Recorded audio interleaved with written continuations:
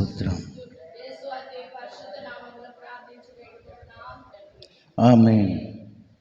దయచేసి గమనించండి, మనమందరము కూడా మంచి సమయంలోనికి సమీపించి ఉన్నాం.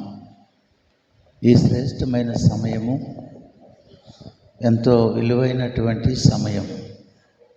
ఈ సమయాన్ని మనం పోగొట్టుకొనకుండా మనము దేవుని యొక్క వాక్యములో ముందుకు సాగిపోదాం. ఈ అంశంలో ప్రార్థన విశ్వాసము అనేటువంటి మాటతో మనం ముందుకు సాగిపోదాం. మొట్టమొదటి ఏం కావాలి క్రైస్తవుడి కంటే? ప్రార్థన అవసరం. రెండవది ఏం కావాలి అంటే విశ్వాసం ఉండాలి. మూడవది ఏం కావాలి అంటే నమ్మకత్వం కావాలి. ఇవి మూడు కూడా చాలా ప్రాముఖ్యమైనటువంటివి, పరిశుద్ధ గ్రంథానికి అవసరమైనటువంటివి. పరలోకానికి మన కొరకు సిద్ధపరిచినటువంటి రాజ్యానికి అవసరమైన పునాది గల పట్టణానికి చేరాలంటే ఈ మూడు క్రైస్తవుడికి అవసరమై ఉన్నవి. ఏంటంటే మూడు: ఒకటి ప్రార్థన, రెండు విశ్వాసము, మూడు నమ్మకత్వము. ఇవి కలిగి మనము సదా దేవుని సన్నిధిలో నిత్యము కొనియాడబడే వారముగా ఉండాలి. చూడండి, అపోస్తుడైనటువంటి పౌలు గలతీయులకు రాసినటువంటి పత్రికలో మనకు ఒక మాట కనపడుతుంది. అపోస్తుడైనటువంటి పౌలు గలతీయులకు రాసిన 5వ మాట, 5వ అధ్యాయము మొదటి మాటను చదివి సహాయం చేయండి. 5వ అధ్యాయము మొదటి వచనం, గలతీయులకు రాసిన పత్రిక 5వ అధ్యాయం మొదటి వచనం. అందరూ చూడండి. నీకు స్వాతంత్రమును అనుగ్రహించి క్రీస్తు మనలను స్వతంత్రులుగా చేసి ఉన్నాడు. కాబట్టి మీరు స్థిరముగా నిలిచి, అనగా మరలా దాస్యమును కాడి కిందకు చిక్కుపడకుడి. ఇక్కడ అపోస్తుడైనటువంటి పౌలు చాలా శ్రేష్టమైనటువంటి మాటను మనకు ఈ గలతీ సంఘములో వివరిస్తూ ఉన్నాడు. ఏంటి అంటే మనకు విడుదల. దేని నుండి విడుదల అంటే పాపము నుండి. మనకు జన్మ పాపము, కర్మ పాపము, క్రియా పాపము, భవిష్యత్ పాపము అను చతుర్వేద పాపములు కలిగి జీవిస్తున్న మనలను మన ప్రభు అయినటువంటి యేసుక్రీస్తు ప్రభుల వారు ఆయన ఉచితమైనటువంటి కృపాతిశయము చేత, ఆయన చిందించిన రక్తము చేత మనము విమోచించబడి స్వతంత్రులంగా దేవుడు మనల్ని నిలువబెట్టాడు. ఈ రోజున మనం స్వతంత్రులంగా ధైర్యంగా ప్రార్థన చేసేటువంటి శక్తి సామర్థ్యము కలిగి ఉండాలి. ఆ కాలంలో యేసు జన్మించక మునుపు ప్రార్థన చేయాలి అంటే చాలా భయముతో కూడినటువంటి విధానం. ఆ కాలంలో ప్రార్థనా పరులు ఉన్నారంటే ప్రార్థన చేసుకోవాలంటే కింద ఒక గుర్తేసేవాడు. ఎదుటి అతికి ప్రార్థనకు రమ్మని నిన్ను పిలవాలి అంటే నిన్ను నోటి మాటతో పిలిస్తే నీకు శిక్ష విధించేవారు. అలాంటి కాలంలో వారు ఒక చేప ఆకారం కానీ లేక ఇంకొక ఆకారం వారి చేతిలో ఉన్న కర్రతోటి నేల మీద గీసినప్పుడు అతని ఎదుటి వ్యక్తికి అర్థమై ఇతను కూడా క్రైస్తవుడే అని ఇరువురు కలిసి ఏదో గృహలోకో, కొండ సందులోకో, బండ సందుల్లోకో వెళ్ళి దావుకొని ఏకాంతముగా ప్రార్థన చేసి వచ్చేటువంటి క్రైస్తవులకు దేవుడు ఏమిచ్చాడంటే స్వతంత్రతనిచ్చాడు. అందుకనే ఈ పౌలు గారు ఆ సందర్భాన్ని వారికి జ్ఞాపకము చేసి, ఈ రోజున మనం స్వతంత్రముగా జీవిస్తున్నాం కాబట్టి స్వతంత్రముగా ప్రార్థన చేసేటువంటి శక్తి సామర్థ్యం కలిగి ఉండాలి. ఏం కలిగి ఉండాలి? ప్రార్థన చేసేటువంటి శక్తి సామర్థ్యము కలిగి ఉండాలి. అంటే నీవు గృహంలో ప్రార్థన చేయలేకపోతే సంఘములో, సన్నిధిలో ప్రార్థన చేయాలి. ప్రార్థన ఎంత చేయగలిగితే నీవంత బలమును పొందుకుంటావు. ఆహారం తింటే బలం పొందుకోవటం కాదు, మనం తినేటువంటి పదార్థాల వల్ల మనం బలం పొందలేము, కానీ అది కేవలము శరీరం వాటికే పనిచేస్తుంది. ఆత్మకు కానీ, రక్షణకు కానీ, పరలోక మార్గానికి కానీ నీవు తినే ఆహారము ఉపయోగపడదు. మనం ఏ ఆహారం కలిగి ఉండాలంటే ప్రార్థన అనేటువంటి ఆహారం సమృద్ధిగా నీలో ఉండాలి. ఆ ఆహారం నిన్ను ఆత్మను బలపరుచుద్ది. ఆ ఆహారం నిన్ను దేవుని సన్నిధికి నడిపించుద్ది. ఆ ఆహారం నిన్ను దేవునిలో పునాదులు కలిగినటువంటి ఆ పట్టణంలోకి చేర్చగలుగుతుంది. ఆ పట్టణానికి చేరాలంటే మొట్టమొదట భూమి స్వతంత్రులుగా ఉన్నటువంటి మనము ఏం చేయాలంటే ప్రార్థన చెప్పండి. ప్రార్థన. ఎంత ప్రార్థన నువ్వు చేస్తే అంత దేవుని సమీపంలోనికి చేరగలుగుతావు. ప్రార్థనా పరుల యొక్క విధానము దేవుడు పరిశీలన చేసినప్పుడు ఆ ప్రార్థన చేసినటువంటి వారి మోకాళ్ళు ఎలా ఉంటాయంట? అరులు కట్టి నల్లగా ఉంటాయి. అదే దానికి నిదర్శనమై ఉంటుంది. అయితే మనము ఏ ప్రార్థన చేస్తున్నాం? మనం ఎలాంటి ప్రార్థన చేస్తున్నామంటే స్వార్థమైనటువంటి ప్రార్థన. ఏ ప్రార్థన చేస్తున్నాం? స్వార్థం. మనకి మన ప్రార్థనలో అంశాలు ఉండవు. దేవుడు చేసిన కార్యాలు ప్రార్థనలో చేర్చలేము. దేవుడు చేసిన అద్భుతాలు ప్రార్థనలోకి చేర్చలేము. అంశము పెట్టకుండా ప్రార్థన చేస్తే అది కింద పోసినట్టే. కాబట్టి దేవుని సన్నిధిలో ప్రార్థన చేసే ప్రతి వ్యక్తి కూడా అంశానుసారముగా ప్రార్థన చేయాలి. అంశం లేకుండా ప్రార్థన నిష్ప్రయోజనం. కాబట్టి దేవుడు చేసిన ఉపకారములను, ఆయన చేసిన మేలులను మనము దేవుని సన్నిధిలో మనం జ్ఞాపకం చేసుకుంటూ, ప్రభువా నీవు నాకు ఈ కార్యం చేశావు, అందును బట్టి నీకు వేలాది స్తుతులని నువ్వు ప్రార్థన చేయాలి. దేవుడు చేసిన కార్యములను మదుపు చేసి నీ సొంత కార్యములను, నీ సొంత ఉద్దేశములను, నీ సొంత బుద్ధిని ఆసరా చేసుకొని నువ్వు ప్రార్థన చేస్తున్నావే, కానీ దేవునికి ఇష్టానుసారమైనటువంటి ప్రార్థన మనము చేయలేనటువంటి స్థితిలో ఉన్నాం. కాబట్టి ఇక్కడ పౌలు గారు మనకు తేటతెల్లగా ఈ గలతీ సంఘములో 5వ అధ్యాయం 1వ వచనంలో అంటున్నాడు. ఏమని? మనలను స్వతంత్రులుగా చేశాడు. స్వతంత్రులుగా ఉన్నటువంటి మనము చివరి మాటలు అంటాడు కదా, మీరు దాసుని కాడి కిందకు మళ్ళీ, ఆ దాసుని అంటే దాసుడు ఎవరు? అపవాది కాడి కిందకు మళ్ళీ మీరు ఎలబాకండి. ఆడకు వెళితే మీకు అన్ని చిక్కులే, ఆడకు వెళితే మీకు అన్ని బాధలే, ఆడకు వెళితే మీకు అన్ని కష్టాలే. కాబట్టి ఆ స్థలంలోనికి వెళ్ళొద్దని ఆయన మాట్లాడు. అందుకనే పౌలు గారు 1 తిమోతి పత్రికలు అంటాడు చూడండి. 2వ తిమోతి పత్రిక 4వ అధ్యాయము 7-8 వచనాల్లో చక్కని మాటలు మాట్లాడుతూ ఉన్నాడు. నేను మంచి పోరాటము పోరాడి తిని, నా పరుగును కడముట్టించి తిని, విశ్వాసం ఏం కాపాడుకున్నాడు పౌలు గారు? సాక్ష్యం చెబుతున్నాడు. మరి మనకేదైనా సాక్ష్యం ఉందా? విశ్వాసిగా నీకేదైనా సాక్ష్యం ఉందా?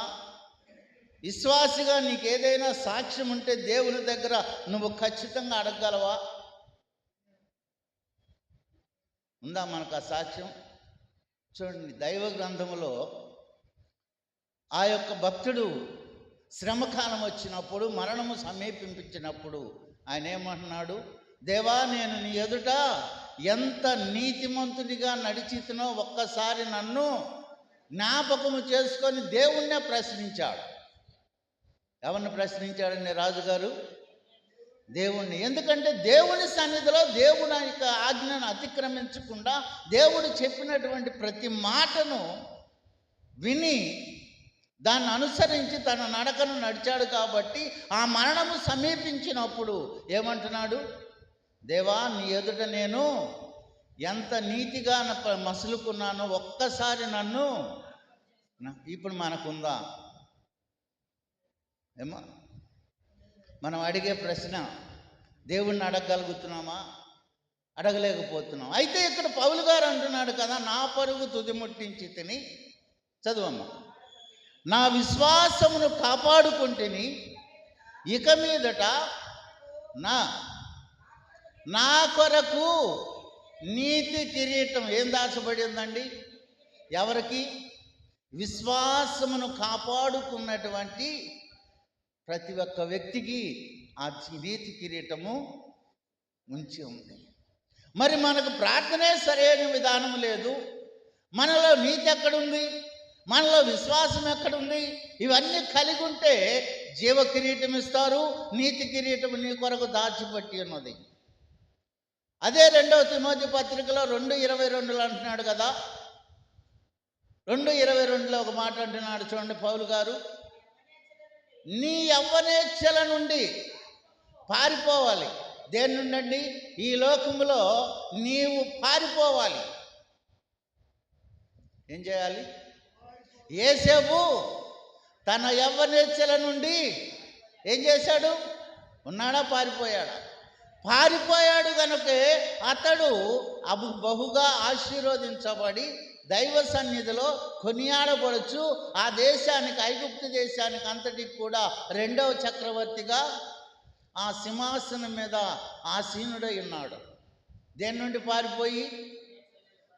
యవ్వనేచ్ఛల నుండి పారిపోయి. అందుకనే పౌలు గారు ఇక్కడ ఆ విషయాన్ని జ్ఞాపకం చేస్తూ మాట్లాడుతున్నాడు ఈ తిమోతి పత్రికలో 2:22 మీ యవ్వనేచ్ఛల నుండి పారిపోయి పవిత్రులై ప్రభు యొద్ద ఏం చేయాలండి? ఏటిని వదిలిపెట్టి? యవ్వనేచ్ఛలను వదిలిపెట్టి. యవ్వన కాలంలో ఉన్నటువంటి యేసేపు ఏం చేశాడు? సమస్తమును చెప్పండి విడిచిపెట్టాడు. అన్నీ విడిచిపెట్టి పారిపోయాడు. ఎక్కడికి పారిపోయాడంటే దేవుని సన్నిధికి పారిపోయాడు. ఆయన ఎక్కడికి పారిపోయాడు?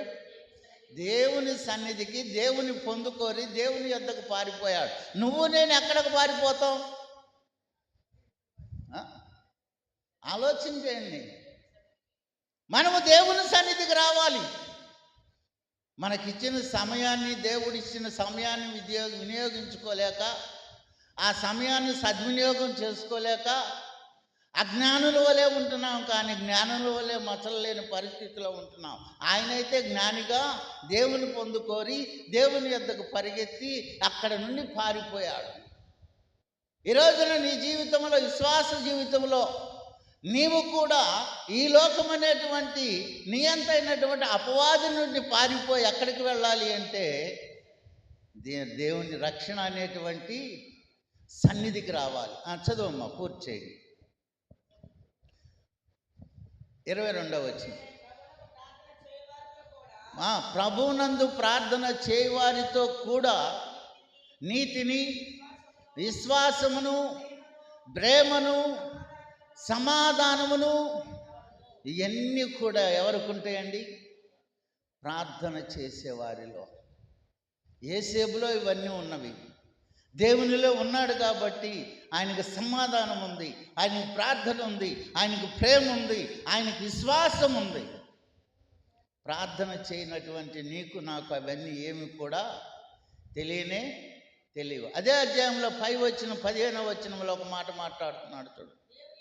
దేవుని ఎదుట ఎలా ఉండాలి? యోగ్యులుగా ఉండాలి. స్త్రీలు కానీ పురుషులు కానీ దేవుని ఎదుట యోగ్యమైన వారముగా ఉండాలి. సిగ్గుపడనక్కర్లేదు. సిగ్గుపడనక్కరలేని పనివారిగాను నిన్ను నీవే సత్యవాక్యమును సరిగా ఉపదేశించువారిగాను నిన్ను నీవే దేవునికి కనపరుచుకోవాలి, మనుషులకు కాదు.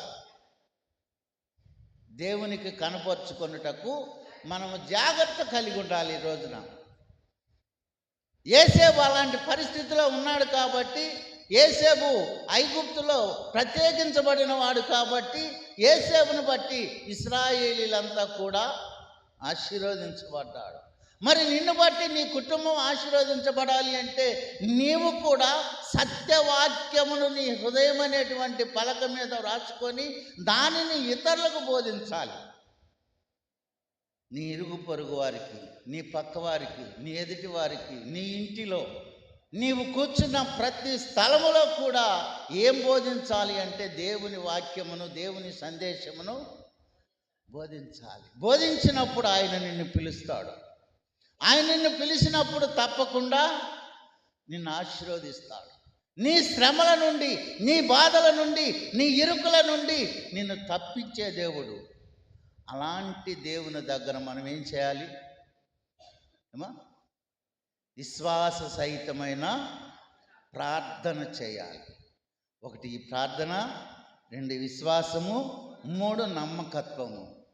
ఈ విశ్వాసము చిట్టాలోకి ఎంతమందో చేర్చబడ్డారు. పరిశుద్ధ గ్రంథంలో ఉన్న వారందరూ కూడా అబ్రహాము విశ్వాసము ద్వారా దేవుని సన్నిధిలో నడిచినటువంటి వ్యక్తి, దేవునికి స్నేహితుడుగా చేర్చబడిన వ్యక్తి. నోవాహు కూడా తన యొక్క కాలమందు దేవుని యొక్క ఎదుట ఎలా కనపడ్డాడు? నీతిమంతుడుగాను, ప్రార్థనాపరుడుగాను, విశ్వాసిగా కనపడ్డాడు. కాబట్టి దేవుడు ఆయనతో ఒక మాట చెప్పాడు. ఏమని? చూడండి, హెబ్రీలకు రాసిన పత్రిక, అపోస్తలుడైన పౌలు హెబ్రీలకు రాసిన పత్రిక 11వ అధ్యాయము 7వ మాటను చూడండి. విశ్వాసం బట్టి నోవాహు చూడండి అంతకుముందు ఎన్నడూ చూడనటువంటి సంగతులను ఎవరికి చూపిస్తున్నాడు దేవుడు? అండ్ మనం చూడని సంగతులు దేవుడు మనకు చూపించాలంటే మనలో మొట్టమొదట ప్రార్థన ఉండాలి, రెండవది విశ్వాసం ఉండాలి. ఇప్పుడు విశ్వాసుల పట్టికలో చేర్చబడినటువంటి నోవాహుని దేవుడు ఏం మాట్లాడుతున్నాడంటే, అంతకుముందు నోవాహు నీవు చూడనటువంటి సంగతులను చూపించి దేవుని చేత హెచ్చరించబడి భయభక్తులు గలవాడై అతని ఇంటి వారి రక్షణ కొరకు, ఎవరి రక్షణ కొరకండి? తన ఇంటి వారి రక్షణ కొరకు ఒక ఓడను సిద్ధం చేశాడు. ఆ ఓడంతా రక్షణ వాడ. మరి నీ ఇంటి వారి కొరకు నువ్వేం చేస్తున్నావు?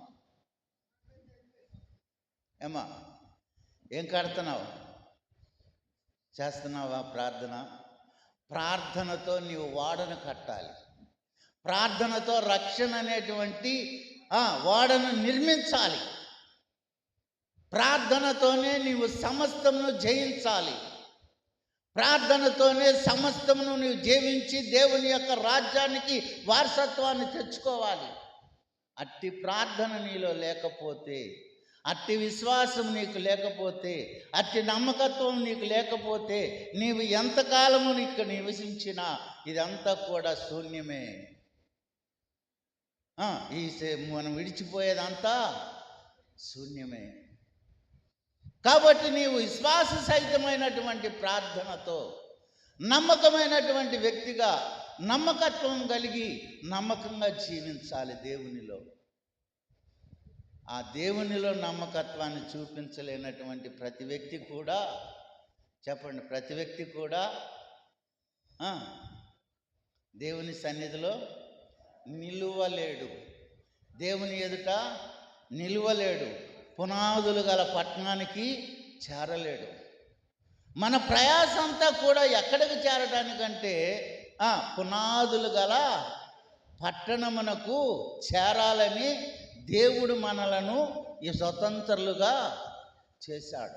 అట్టి స్వతంత్రమైనటువంటి మనము ప్రార్థన చేయడానికి స్వతంత్రతనిచ్చాడు, సన్నిధికి రావడానికి స్వతంత్రనిచ్చాడు, ప్రార్థనకు రావడానికి స్వతంత్రనిచ్చాడు, పాట పాడటానికి స్వతంత్రం ఇచ్చాడు, ప్రార్థన చేయడానికి స్వతంత్రనిచ్చాడు, వాక్యం చెప్పడానికి స్వతంత్రనిచ్చాడు. కాబట్టి ఇవన్నీ కూడా క్రైస్తవుని యొక్క హృదయంలో ఉండి ఈ స్వతంత్రతను ఆసరా చేసుకొని నిన్ను నీవు బలమైనటువంటి ఆయుధముగా, బలమైనటువంటి ఒక విశ్వాసిగా, నమ్మకమైనటువంటి విశ్వాసిగా జీవిస్తూ నీ కుటుంబం కొరకు నువ్వు ప్రార్థన అనేటువంటి రక్షణ వాడను కట్టుకున్నప్పుడు ఆ ప్రార్థన ద్వారా నీ కుటుంబం అంతా ఆ రక్షణ అనే వాడలోనికి ప్రవేశిస్తారు. అప్పుడు నీ కుటుంబం ఆశీర్వదించబడుద్ది.